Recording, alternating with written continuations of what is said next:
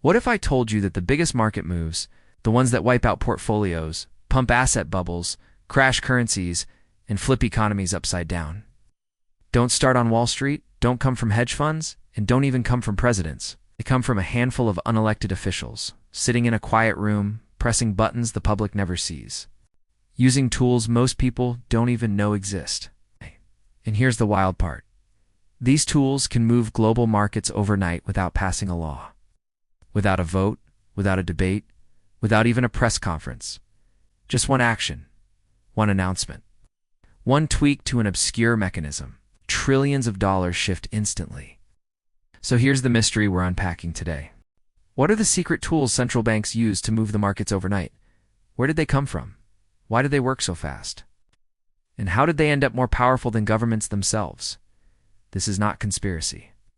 This is not hidden in some dark basement. This is real, documented monetary machinery. And once you see how it works, you'll never look at markets or central banks the same way again. Let's break open the toolbox they don't teach in school. To understand these secret tools, we need to go back before the Federal Reserve. Before QE, before interest rates became household conversation, we need to go back to the moment governments realized something uncomfortable. Whoever controls money supply controls everything. Trade, jobs, housing, wars, politics. Money isn't just currency, it's power infrastructure. For centuries, kings controlled money. They printed when they wanted, devalued when they wanted, and went broke when they pushed too far. But by the 1800s, modern economies needed something more reliable, more scientific, more neutral. So central banks were created not to empower governments, but to limit them. But that was just the beginning. Over the next century, every crisis added another tool, another power, another lever, until central banks quietly built a system where a single decision they make at midnight can pump or crash the global markets by 5 to 10% before the sun rises. Today we're opening that arsenal. Chapter 1. The Origin. Where central bank tools came from to understand the modern tools. We need to go back to two foundational powers central banks were given. 1. The power to create money at first. This meant printing physical bills. Then it meant adjusting reserves, then eventually typing numbers on a digital ledger. This was the birth of the first powerful tool, the printing press, now digital. But the printing press alone doesn't move markets overnight. It required the second foundational power. 2.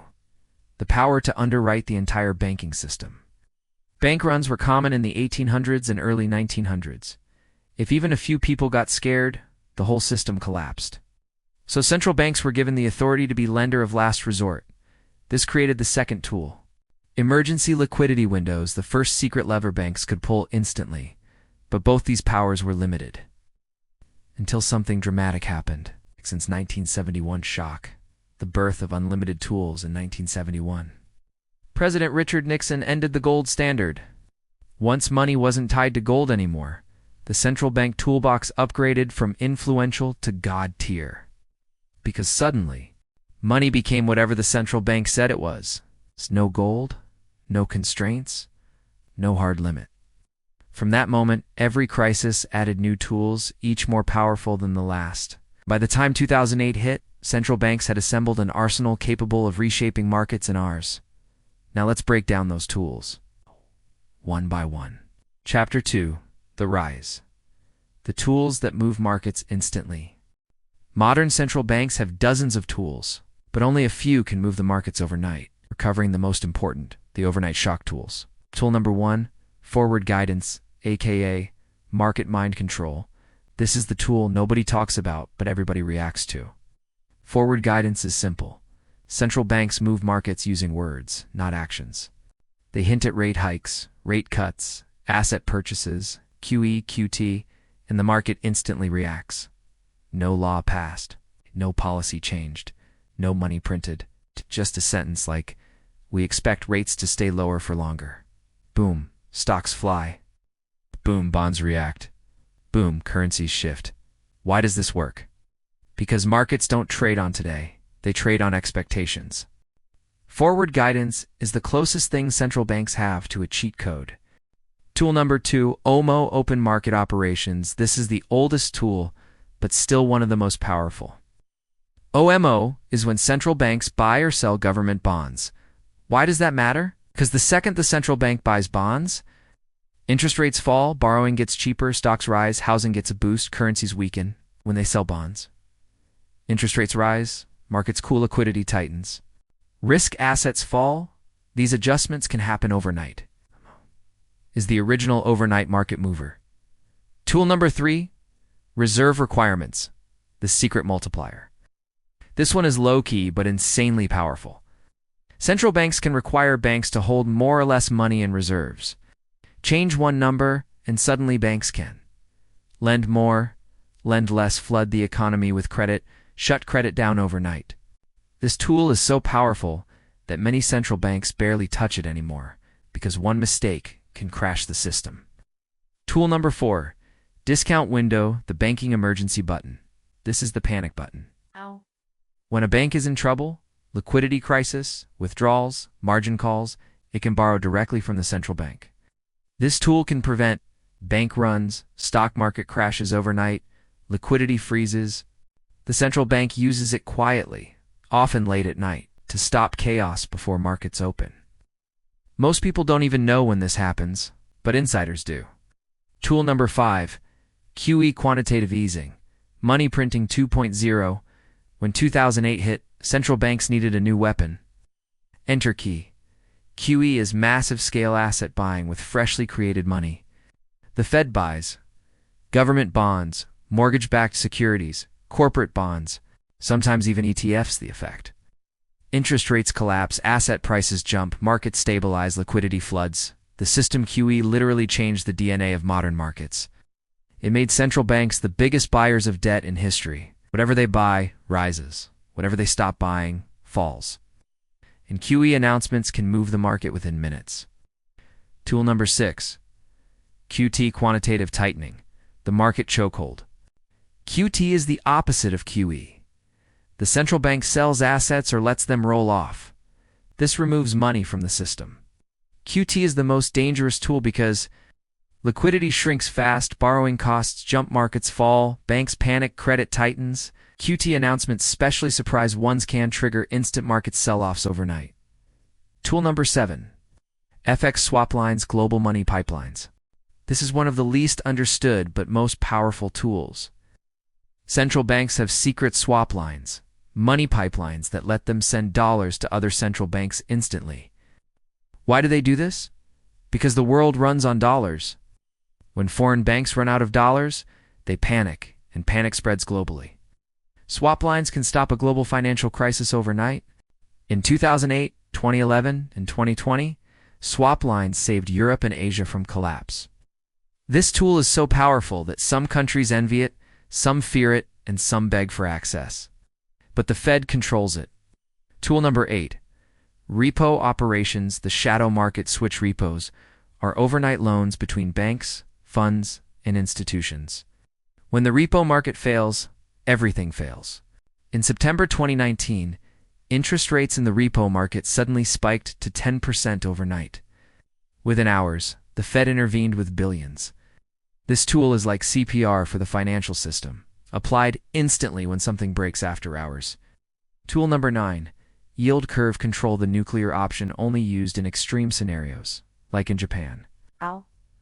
The central bank says, we will buy any amount of bonds necessary to keep interest rates at this level. This gives them unlimited power to shape markets. It's financial domination. And if the Fed ever uses this, markets will move instantly, trust me. Chapter 3, the breaking point. When these tools went too far for decades, these tools were used carefully.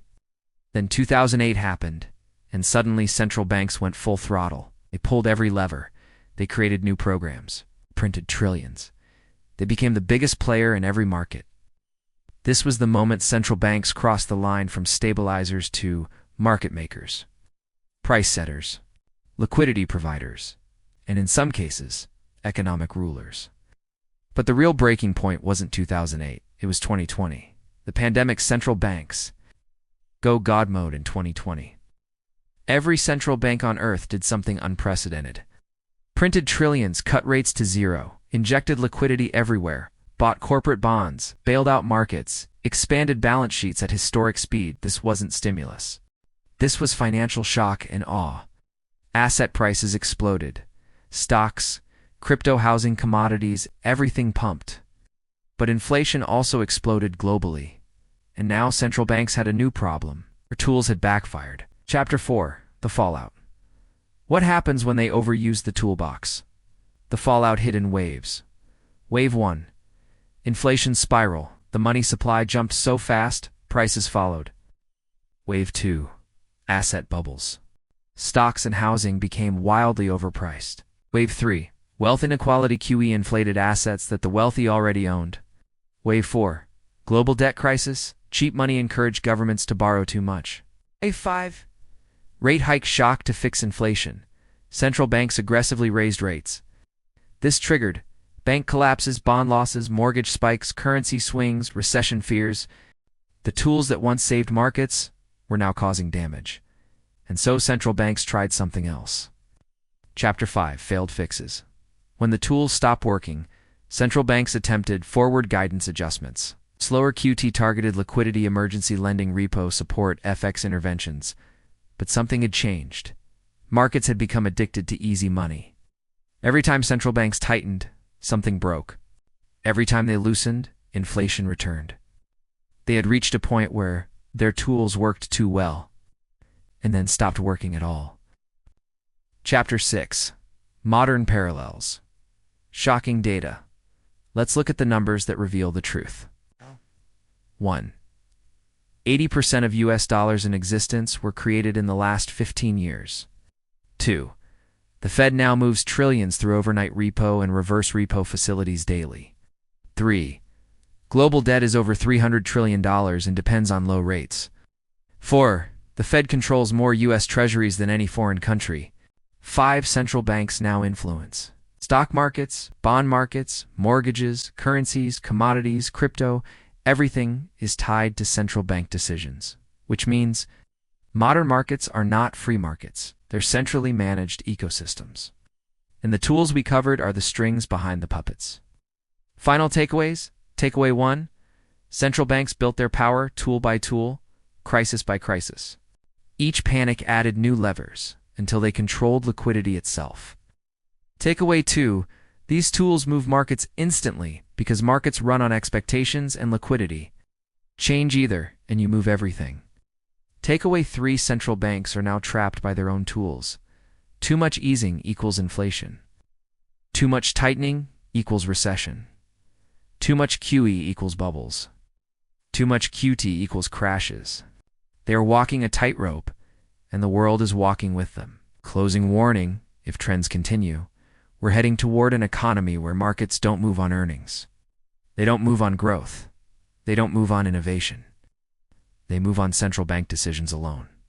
And the scariest part, these decisions are made by people we didn't elect, using tools most of us don't understand. Behind doors, the public never gets to open. The question isn't whether central banks have power. The real question is, what happens when the tools stop working? And who pays the price when they break again? Like this video, subscribe for more economic breakdowns, drop a comment on which central bank secret you want uncovered next. Key origins, repo market manipulation, swap line diplomacy, or something even deeper. Thanks for watching. Stay sharp. Stay curious.